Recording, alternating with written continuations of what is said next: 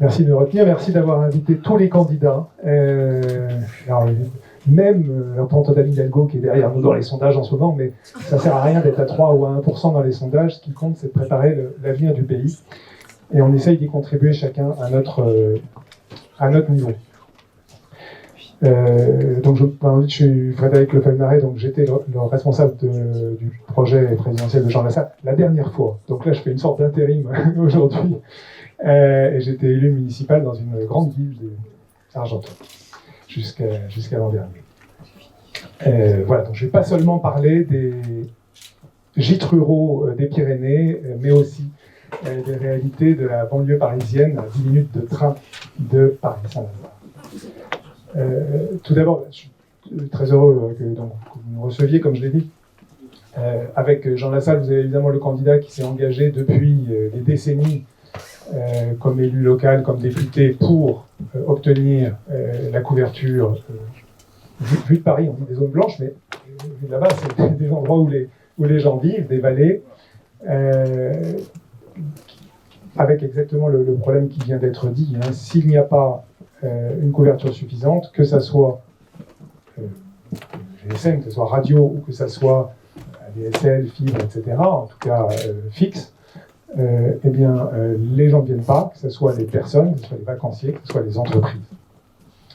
À titre personnel, il y a, j'allais dire 39 ans de ça, non, je ne suis pas tout à fait assez vieux, il y a 29 ans de ça, je participais à une grande enquête sur les critères de localisation des entreprises, ça s'appelait Socle, pour le salon S'implanter, je pense qu'il a disparu depuis longtemps. Quel était le critère numéro 1 des entreprises pour un lieu d'implantation? C'était la couverture télécom, c'était le débit télécom. Donc c'est évidemment pas un sujet nouveau, c'est un sujet crucial, donc ça fait des décennies que le retard des campagnes ou des petites villes en matière de télécom handicape leur développement. Il y a une sorte de cliché vu de Paris selon laquelle l'État investirait beaucoup d'argent pour les quartiers difficiles, pour la campagne, etc. Regardez les transferts financiers, etc. Si on faisait les comptes sérieusement, on constaterait exactement l'inverse. L'investissement public va massivement dans les centres, dans les métropoles, dans les quartiers riches. Les programmes qu'on met en avant pour le rural ou pour les banlieues populaires sont en fait des tout petits rattrapages par rapport au fait que l'investissement dit de droit commun va massivement, l'argent va à l'argent. Un exemple anecdotique, on cite souvent, je m'éloigne un peu des infrastructures numériques, le fait qu'une grande partie des fonds du RSA va aux campagnes. Alors, demandez-vous, comment ça se fait que des gens qui ne touchent que le RSA vont s'installer au fond de la campagne? Est-ce que c'est pas justement parce que c'est le seul endroit, tellement c'est paupérisé, où ils peuvent louer ou acheter et vivre avec ce revenu minimum? Donc, c'est pas du tout un signe d'investissement public, c'est au contraire un signe du désinvestissement public. Alors, je n'ai pas paramétré ma machine pour que...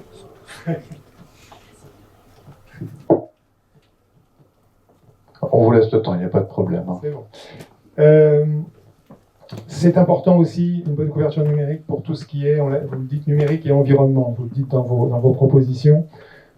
Toujours pareil, vu de Paris, on parle beaucoup de l'environnement comme d'un sujet planétaire, comme d'un sujet global. Mais les solutions, elles sont souvent locales, que ce soit dans le domaine des énergies renouvelables, pour installer des panneaux solaires, pour installer des hydroliennes, pour installer des éoliennes, pour installer des petits barrages sur des torrents, etc. L'important, c'est que les collectivités locales puissent se sentir maîtriser le sujet. Et la maîtrise de l'environnement au niveau local, c'est aussi beaucoup une question de data, une question de possibilité d'avoir des flux haut débit. Pour ne pas passer par une simple réglementation tout ou rien, vous avez le droit, vous n'avez pas le droit, mais pour pouvoir piloter les choses. On est sur un sujet, les communications, moi qui travaille plus dans les data que dans les télécoms, on dit souvent que les data sont le nouveau pétrole. Enfin, on a dit ça il y a quelques années. C'est une très mauvaise comparaison pour ce qui est des data. On dit même aujourd'hui qu'un territoire intelligent, c'est un territoire qui est piloté par la data. Oui. Alors, je dirais, si la comparaison du pétrole a un sens, c'est bien avec les communications, avec les flux de communication. Hein. Installer des flux de communication, c'est un investissement initial, et derrière, ça fait sourdre du sol de la richesse, de la valeur, avec un coût marginal très faible. Donc, les industries de la communication sont typiquement, des infrastructures, sont typiquement une industrie pétrolière, hein, en termes de modèle économique. Donc avec des enjeux d'investissement, avec des enjeux de financement des investissements, et des enjeux de financement de la recherche, vous en avez parlé, mais aussi avec un risque, le risque que la logique financière l'emporte complètement sur la logique ingénieure au sens du génie, au sens de ce qui se fait. Et bien sûr, il y a des illustrations, je ne vais pas citer d'entreprises de la profession, mais on connaît bien tous les problèmes qu'il y a eu, les scandales qu'il y a eu. Personnellement, étant élu d'une commune qui était attribuée à l'une de ces entreprises dans le cadre du plan fibre, je peux dire que les 6 années de mon mandat, qui étaient dans l'opposition, mais on était en phase avec la municipalité là-dessus, ont été 6 années de guérilla pour obtenir la fibre de l'opérateur avec très peu de pouvoir, avec très peu de possibilités, très peu d'influence. Hein, autant, on l'a dit, sur des sujets alternatifs comme le WiMAX, les collectivités locales sont souvent en situation de piloter, autant dans le cas du déploiement fibre, elles ont été déresponsabilisées par l'État, on leur a enlevé tout moyen d'agir, et ça, c'est pour les habitants, en tout cas de ma bonne ville, c'était une catastrophe. C'est vrai pour les collectivités, c'est vrai aussi pour les simples citoyens. Le 28 décembre dernier, j'ai retrouvé la photo, je suis passé près d'une armoire de câblage près de chez moi, qui était ouverte, alors je ne vous dirai pas dans quelle commune c'est, j'habite à la limite de 2 communes, qui sont sur des opérateurs différents. Une armoire qui était grande ouverte, alors je me suis dit, tiens, on pourrait signaler ça, il y a des applications pour signaler un incident, alors malheureusement, cette application dans la commune concernée ne marche que pour les services qui dépendent directement de la commune. Ça, c'est pas un service public, c'est délégué. Donc, qu'est-ce que je fais? Mais miracle, sur l'armoire, il y a un numéro de téléphone à appeler. J'appelle le numéro de téléphone en cas d'incident. Et en fait, il faut aller sur un site web. Je vais sur le site web, j'aurais ramené des copies d'écran. Il m'aurait fallu un quart d'heure, il aurait fallu le technicien en télécom pour être capable de répondre à toutes les questions posées. Au lieu de pouvoir envoyer une photo géolocalisée de l'armoire pour que quelqu'un intervienne, en fait, c'était un véritable mur. C'était l'interdiction pour les citoyens de participer au service public en aidant à la maintenance. Et vous connaissez bien tous les problèmes de techniciens, de sous-traitants de réseaux concurrents, enfin d'opérateurs concurrents exactement, qui viennent chacun débrancher un usager pour en brancher un autre. Dans notre ville, ça a été vraiment un des problèmes dominants de l'opinion publique. Pour dire que les infrastructures numériques ne sont pas un sujet purement technique qui se décide à coups de dizaines de milliards, mais sont vécus au quotidien par nos concitoyens. Boum, boum, boum. Ce pupitre n'est pas fait pour le numérique, il est fait pour le papier.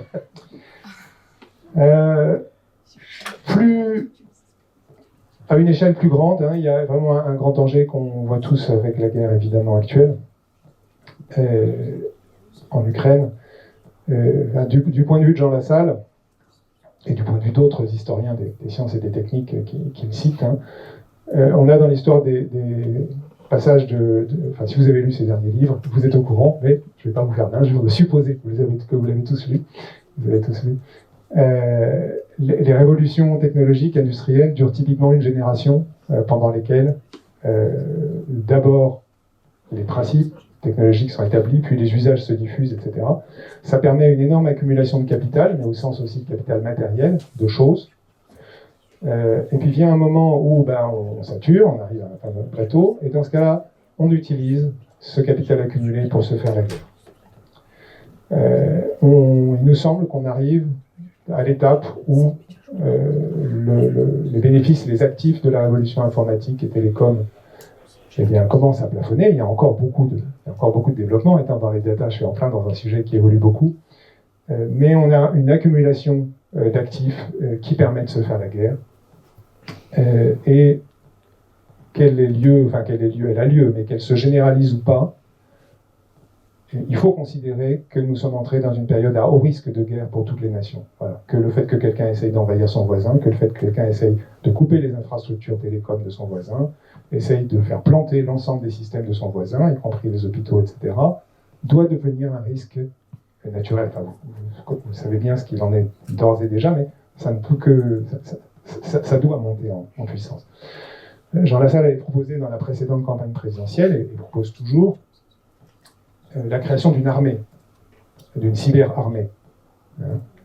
bien au-delà de ce qui a été fait. Alors ça a été un tout petit peu suivi des faits, enfin plus exactement, ça a été un tout petit peu fait avec la création du ComCyber dans les mois qui ont suivi la dernière présidentielle, mais on est encore très loin de ce qu'il faudrait faire pour être au niveau de la menace. Et c'est vrai aussi dans la vie quotidienne. Hein. On parlait récemment des premiers secours psychologiques dans la foulée du retour du journaliste Nicolas Delassalle d'Ukraine. Se dire, tiens, les premiers secours, c'est pas seulement une question physique, vous avez été tapé, c'est aussi une question psychologique, vous avez été traumatisé. C'est le genre de logique qu'il faudrait qu'on puisse avoir, secourir quelqu'un qui est addict, secourir quelqu'un qui a vu une horreur sur des réseaux sociaux, secourir quelqu'un qui n'a plus la communication alors qu'il en a besoin. Hein, y a une mentalité encore un peu aristocratique dans ce domaine-là, où il y a ceux qui savent et qui regardent avec mépris ceux qui ne savent pas. Il faut au contraire maintenant considérer que c'est comme l'eau, c'est comme la route, c'est comme l'électricité. C'est des choses qui nous alimentent tous, et quand ils sont coupés, c'est traumatisant.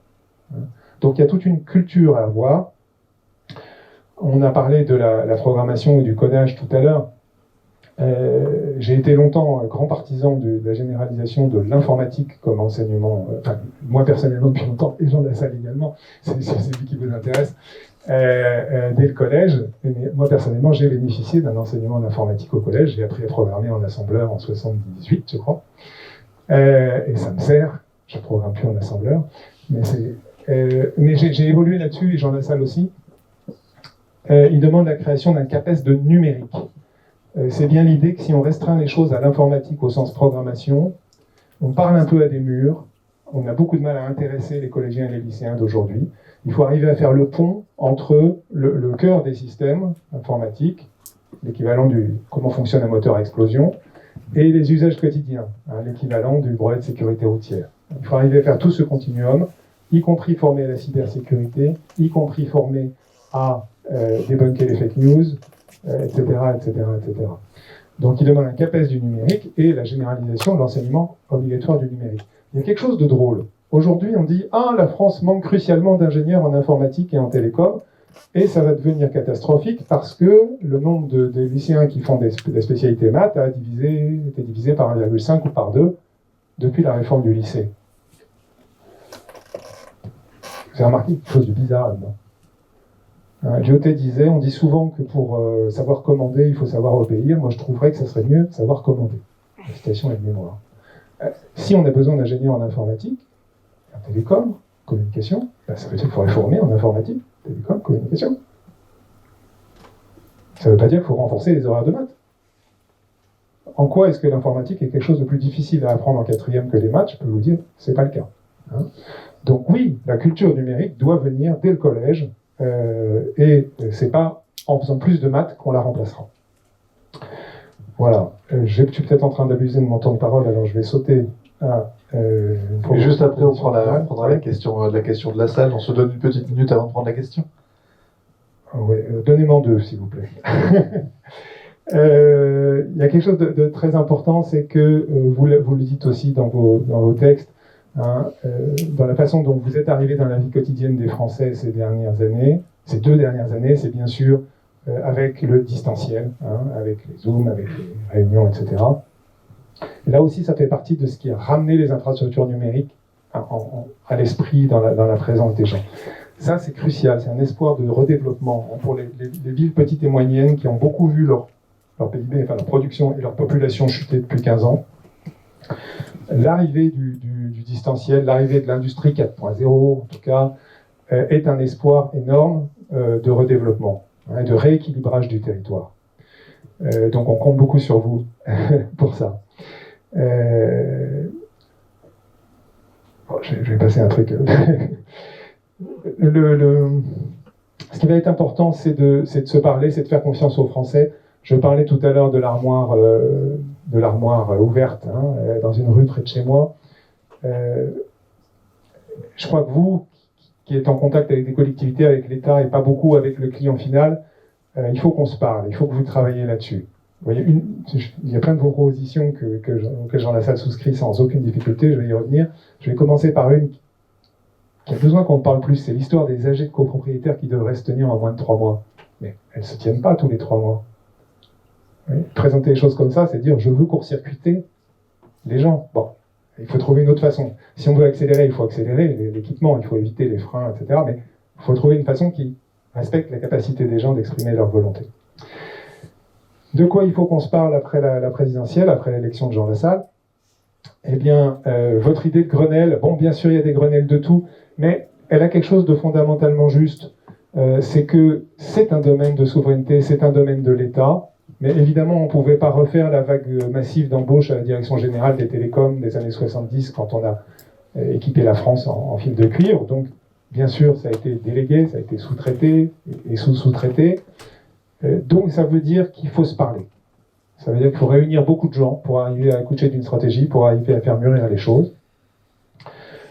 Une des choses, j'ai déjà abordé plusieurs des sujets dont on pourrait parler. J'en ajouterai un, la question de la formation. Une des propositions aussi de Jean Lassalle dans la campagne précédente qui avait suscité un certain intérêt, c'est qu'à côté, aujourd'hui, il y a un dispositif de formation initiale, on passe 2 ans, 5 ans à temps plein, à part les stages, ou à la rigueur en alternance. Il y a un dispositif de formation continue, qui est souvent des journées, des sessions de 2-3 jours.